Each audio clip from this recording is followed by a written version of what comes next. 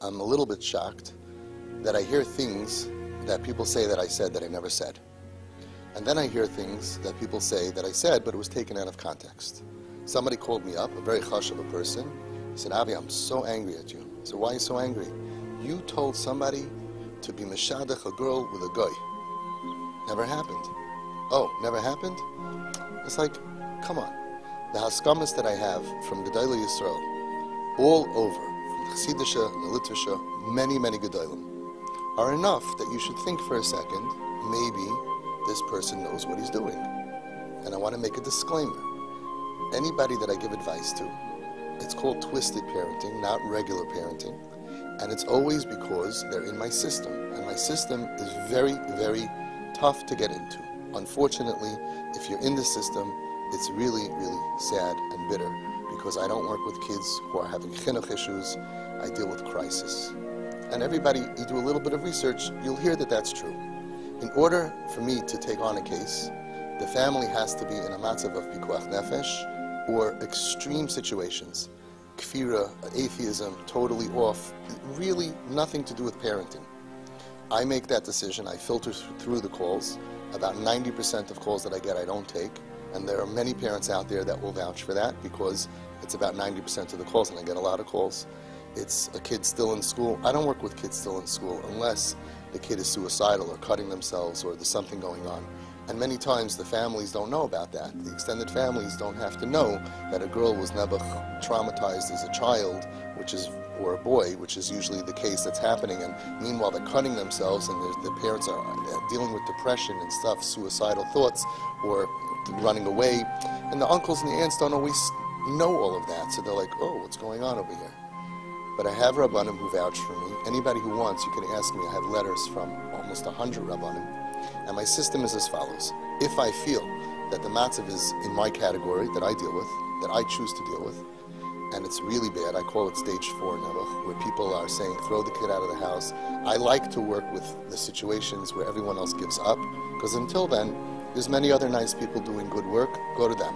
But when everyone gives up, you need somebody who doesn't give up. And that's where I find my work has been, my life's work has been with kids on the street. That's really where I come from. So almost everybody is here with kids who are totally off the derech and they look like they're rebellious. And, you know, if a kid has long payas, I don't take the case. And if I would, it means that there's another reason, but it's not my field. And I'm very careful about that. It does expand because we're getting younger kids who are falling apart at younger ages, and we're getting older people now, and sometimes the Rebbe will call me and ask me for a favor. But listen to my system. If I choose to take the case, the family has to have a handwritten letter from their Daas Torah, paskening that I know the situation of this family and it's pikuach nefesh, or in the rare cases that it's not pikuach nefesh, it's a very, very extreme situation. We lost the kid, right? The kid's totally gone to Yiddishkeit, and it's usually physical illness or emotional, psychiatric. It's all usually wrapped together. But sometimes it's an atheist situation, and I'm asking you to please help this person. And the Rav of each family takes achrayus. I, the rabbi, am responsible to paskin any shilas that come up. I get people from all over. So I have my own paiskim, very big paiskim, those of you who know, who vouch for me and who paskin if I have any shilas. So my advice that I'm giving is 100% kosher according to my Rabbanim. I was by Reb Gamliel Rabinovich in Eretz Yisrael. I spoke to him and we were schmoozing about it, and I asked him, what do I do? This person says that he holds differently. He said, who's your paisik? So I told him, and he said, oh, you have nothing to worry about. You follow your Rav, you follow your paisik, you go to Yom Kippur, you're clean. You don't have to worry that somebody else has another Rav somewhere else that holds different. Let that Rav deal with the cases that he has. The cases that come to you, you deal with your Rabbanim. But I do more than that. Not only do I have my Rabbanim, I don't tell people, okay, you're by me, we're going to follow my Rabbanim, which I'm allowed to do. Any maisid, any organization, any person is allowed to say, I follow my Rav, this is my dayan, and you will listen to his psak. And you could decide to come or not. I do more than that. There's like a double wrap of hashgacha on what I do. Every family has their own paisik or dayan. Chassidish Rebbes, both Rebbes of Satmar, pick dayanim and say they will paskin for the family. I don't know this family. So what if they're gonna do things that are against what I tell them? Who's gonna follow what's happening? So just like if you open up a restaurant, you need to have good hashgacha, right? You need to have the chef food tastes good, and you need a mashgiach. So what I do is I'm the only guy that does this. It's a merging between the expert giving hadracha and the hashgacha, the mashgiach of each individual family. So I know my advice is kosher. I get people sent by Rabbi Yosef Rosenblum, Zchus Yagen Aleinu, was a staunch supporter of my work, of everything that looks like I'm not doing right. His son will tell you, Rabbi Ram Chaim Steinberg Shlita, will tell you that Rabbi Yosef Rosenblum was one of the Gedolei Hadar, that he told him to sign his support for me. He said, Klal Yisrael dafas yatz tobin, and he was with me for 10 years sending people to me. So Klal Yisrael needs this now. Shmuel Kamenetsky, who I've handwritten letters from, someone said, I heard that he sends me people every month. People talk such shtusim. Why are people tumbling so much about this? So many Rabbanim, the Kosev Rebbe, Binyamin Eisenberg, the list goes on. I have 80 Rabbanim, Eli Brudny. People are sending people to me because they like the system that I have. What's interesting is that people are saying that I'm going against the Torah. I'm the only expert or professional, not professional, out there, Rav. Nobody else even talks about the Torah. You go to them for advice, they give you advice. How many experts are there that say, wait, you have to check with your Rav first. I have to check with my Rav first. I hope they're checking with their own Rabbanim. But who made this system? Every family that comes to me signs a document, a shtar. The shtar says, we will not implement any of Avi's advice before checking with our Daas Torah to see if it's kosher. That's in addition to the fact that every family has a Rav, a letter from their Rav, handwritten, saying, I take a chayz to paskin for the family and to make sure that everything they do is al pi Torah, hashkafas ha-Torah, and halachas ha-Torah. And when people come, if you're interested in what we're doing, if you're an expert, if you're a Rav, if you're a wonderful person, we're open. We're here. Come and sit here. Reb Chaim David Zwiebel, what a tzaddik. And he came here. He saw the people. And we went around the room. You can check. It's on YouTube. You can check the clip. And every person that was here in this room, it's a huge room. Everyone said, I said, who's your Rav? Biggest paiskim. The biggest paiskim are behind us. And let me tell you a chiddush. Maybe this is a shock to some people. I never gave advice that the Rav who was involved with the case said, no, I don't agree with that. Never happened. And I challenge the people who are stam lashon hara rechilus, mamish just knocking people things. What are you doing? It's mamish ridiculous. Every family that comes to me signs a shtar. I have my Rabbanim, and their Rav signs a handwritten letter that everything is done al pi Torah. Sometimes you have to not talk. Sometimes you see something, you hear something, he said this, he said that. People say that I tell parents to buy tray for their children. How ridiculous is that? Everybody agrees that there are some situations that the right thing to do is to buy tray for a child. Everyone agrees. If a child is on top of a roof and says, I'm jumping, and there's a reason why that would work, everyone agrees. Everyone agrees that you're not allowed to buy tray for children. And the question is, when is it applicable? It's hardly ever applicable, but there is times that it's applicable. There are people that send girls to Utah, and in Utah, over there, the parents are paying $100,000, and they're paying for the place to give bacon and eggs to their children, 3 meals a day, 1,000 meals of treif for this girl, one girl, for 1 year. And every Rav will tell you, of course it's mutter, it's pikuach nefesh. Even 4 months later, 8 months later, was she stable? She's not as bad as she was when you sent her. But still, it's the process of treatment, the treatment process. We hope that after a year, she won't go back to being suicidal and all of the problems that she was in, or the drug treatment facilities where they're eating treif, or any of these places. And everybody knows that a live Jew is better than a live Jew not eating treif is better, right? Everybody knows that, right? That's the psak halacha, pikuach nefesh. So why can't you understand that if a family has a child who's suicidal, and they're in that matziv, where they're somewhere, and they're Rav Paskins. You know which Rav Paskin? We had a family that they went to a ball game, and the kid was going to buy a tray for Frank, and the parents gave money for it. They asked Reb David Feinstein Shlita, and he said, you did good. I know it looks weird to you. You don't know what it's like to have a kid who's suicidal. You don't know the levels. So who should make this decision? A stranger? Someone looking from the outside? The decision of the situation is made by me. I've been called an expert by big gedolim. If you don't think, or someone else doesn't think I'm entitled to an opinion, I can't help you. But it's me, always on the phone. Every situation is always me the parents and the rabbi on the phone together. We are the only place where we're doing things so carefully.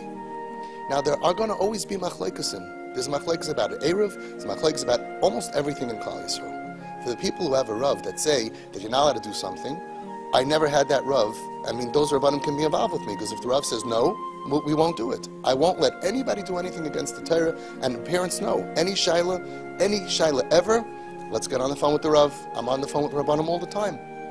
I'm trying to get into Olam Haba. I'm not trying to get people to do Averis, so I go to Gehenna. That would be a real problem for me, because I do this for free, and I'm doing this 24/7, and Baruch Hashem, we have a huge success rate. Success rate. Somebody said openly, he's not Matzliach. Why are you telling people that? Because you want people in crisis that they should bury their children? What's going on over here? Don't lie. We have 76 kids whose parents came to me in a matzav of Pikuach Nefesh and Chil Shabbos and eating on Yom Kippur, because I deal, like I said, with stage 4. B'li Ayin Hara, 76 Shemit Torah mitzvahs.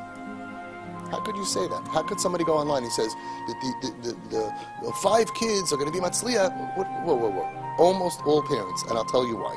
I've seen over 300 families in the last 8 years since families started coming to me. I didn't advertise. I don't charge. They just keep on coming to me.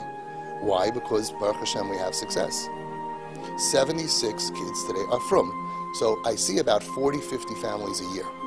It picked up speed. In the beginning, it was like 10, 15, 20. It just grew every year more and more. Now it's approximately 50 families a year. It takes many years until somebody's from, right? Now, if you take the last 3-4 years and you deduct it, so that's about 200 families that are in the process. So what are you left with? Approximately 90, 100 families, of which 76 kids today are Shemit Torah mitzvahs. Nearly all of the families who came to me, their kids through this process are Shemit Torah mitzvahs.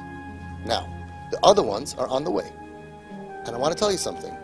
Of course, I want to make everybody from. I wish the whole world would be from. But I'm not a Kiruv organization. The first step is keep the kid alive. B'li Ayin Hara, from all the parents who came to me, B'li Ayin Hara, Zavai to Elfen, we never had a suicide. They come to me with kids who are depressed in their rooms. B'li Ayin Hara, I hope it'll continue. We never had a suicide. What do? What's your advice when a kid is suicidal? Psych wards and boot camps and all that. What's the success of them? Can they say 100% success rate? So knocking somebody who's taking suicidal kids and keeping them alive is not just wrong, but it's such a chutzpah to the other families that, oh, we're not going to call him. He's nicht gehalten. Really? Who said? Tell your Rav to call me. He's the one paskening on the case. He tells parents to buy tray for their kids. You know, people think you come to me and 300 families came and I give them a little bag. Here's your McDonald's and here's a girl and the boy going to be in your house. You know what the percentages of times that we had to do that? I'll tell you the statistic. From 300 families who came to me, altogether the meals of treif that were provided by the parents does not equal to one girl going to Utah for 1 year. 300 kids, they're eating kosher. You know why? Because they're home. All of our kids are home, are welcome to be home. None of them are orphans in the streets roaming around. So most of the time they eat kosher. But in the process, sometimes you have to, in order to keep them comfortable at home, there are things you need to do under rabbinical supervision. Every single thing we do. How many of the parents have boys and girls doing Averis in their house? Very few. There are times in the beginning that we have to not protest. Who's to decide? Reb Gershon Edelstein Shlita. One of the Ziknei Hadar. He's not good enough for you? You want to throw your kid out in the name of Hashem and you have a bigger Rav than Reb Gershon? Go for it. I'm not against anybody doing what they want to do. But don't knock what we're trying to do. It's working really well. You have questions, what about the other kids? We follow the advice of Rav Steinman. Not bad. Which the Novominsker Rebbe agrees to, which the Divrei Yoel agreed to, and the two Satmar Rebbes both said the same thing, and the Belzer Rebbe, and all the Rebbes, and so many people. So you find, as a family that Nebuch, they were struggling with a kid, and many Rabbanim went, it was very, very hush of a family, 5 Rabbanim that I know of, and I'm not exaggerating, begged the guy, go to Avi. No, he found a Rav that he never met, he says, it's nicht gehalten. He buried his daughter. So what are we doing over here? I'm not saying that it wouldn't have. I feel like we would have been matzliach. I knew people who knew the kid. I knew the matzav. I felt we could be matzliach. But no, I found somebody to hang my hat on. It's nicht gehalten. How could it be nicht gehalten? I challenge whoever's out there to call me up and say, what can I do better? My system is I have rabbanim that say I'm right. Every family signs a shtar that they're not going to do. Also, such a chutzpah. Who's coming to me? From people. They're not looking to do averis. Nobody here wants to be Mechal Shabbos for their kid, and they only do it because the kids are going to die. Nobody here wants to buy tray for their kid. Look around my room. You don't know. You don't see people coming to me. Yereim, Ushleim, Tzadikim, nicest people, Rish Kailim. Nobody's coming here to go ahead and be Mechal everything. So I want to be very clear. My job is to keep the kids alive. You have a better way to do it? Please contact me. I'm very interested in learning. I want to get them off drugs. Let me tell you a statistic. I'm going to take heroin is about 5 kids out of 300 that ended up on heroin, and it's a whole different parasha. Those dealing nebuch with heroin understand. Besides for heroin, every kid doing drugs, within a couple of years of coming to me without any rehab or 12 steps, everyone is clean. What's your statistic? Why are you sending kids to rehabs where they eat treif and they live with goyim? That's my statistic. You're not sure? You don't chat? Everyone says, oh, how do you know? Come, take a look. Are you an important person? Are you an askin? Are you a rabbi? Come here to my group. I invite people all the time. You'll see the testimony. I'll give you the numbers of the parents who come to me. Let's stop with the lies. It's so easy. With news, who says? I say. If you know someone in crisis that's not going to come because I'm not ois gehalten, okay, their Rav is paskening everything along the way. How could it not be ois gehalten? Oh, he tells parents to buy a tray. It's not true. I can give you a list of Rabbanim who told parents that even though there's a boy and girl in the house, to leave it. I can give you the list. Your eyes will pop out of your head. But it's done quietly. And people just see it and they say, oh, Avi says, you think that I'm interested in, I'm pros nus, I'm pro arayis? That's what I'm here for? I'll tell you a statistic. That these kids who do these behaviors are quitting these behaviors sooner because they're not being rejected. Reb Gershon Edelstein made it very clear that it's lifnei iver to reject these kids. They sin more. And he said, even a boy and a girl in the house don't protest. Look at the video. So we're not wrong, and we're not matzliach, and it's got to end. So I just want to explain a little bit. The kids who are on drugs, who quit drugs, you know how many parents are so happy? They never sent their kid to rehab, and I'm not anti-rehab. If the kid needs it, of course you should send. I'm not anti-anything. I don't control. I don't say, oh, we're against this or against that. Let me tell you another statistic. I get hundreds of kids who are diagnosed with all kinds of mental illness. We never once had to put a kid in a psych ward. We didn't have any kids breakdown. And 2 or 3 years later, all of them, even bipolar, and I know that the professionals and the psychologists are going nuts from this. How can it be? We had a family that came here, 4 psychiatrists, top psychiatrists, they're a wealthy family, they paid out of pocket. 4 diagnosed this girl with bipolar. It's 2 years, 2.5 years later, under 3 years, there's no more diagnosis, she's not on any medication. Severe OCD, borderline personality disorder. Look what's happening over here. We don't have one kid 2-3 years later that is on heavy medication. Maybe a little anxiety, okay, just like the parents, or a little depression, could be. Nobody's suicidal. B'li her, no cutting. The kids who were violent, who the parents sent to me, the Kosovo Rebbe, the Baba Rebbe, sent me families where kids were stabbing the walls, kids who were beating up their parents. We never once called police.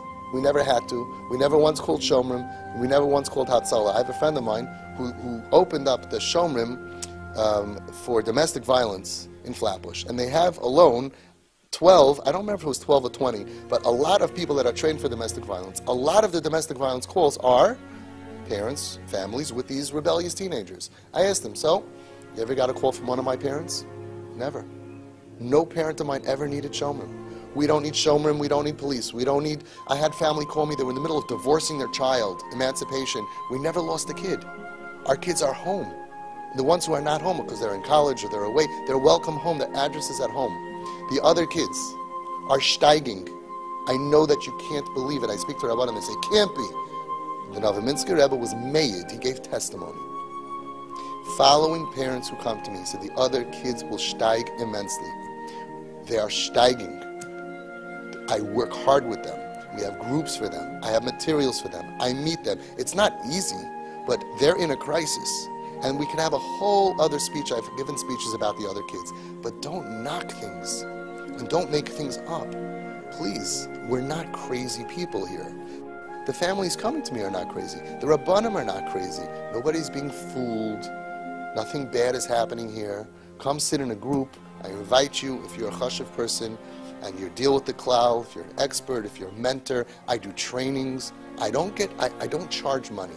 Okay, this is my life, this is my passion. And I wouldn't do it if it was wrong or if I wasn't matzliach. If you have a question, call me up. 718-902-6666. Send me an email, twistedparenting@aol.com. I'll answer your questions. I'll invite you to come talk to me privately. I recently had a very chashuv person who sat here. What a wise man who deals with thousands of people, and he came because he heard bad things about me. And we schmoozed for an hour, hour and a half. He said, oh, nobody told me that you only deal with suicidal and crisis. I thought you're doing chinuch. I mean, guys, what's going on over here? Let's try to get it together, okay? I invite you to contact me.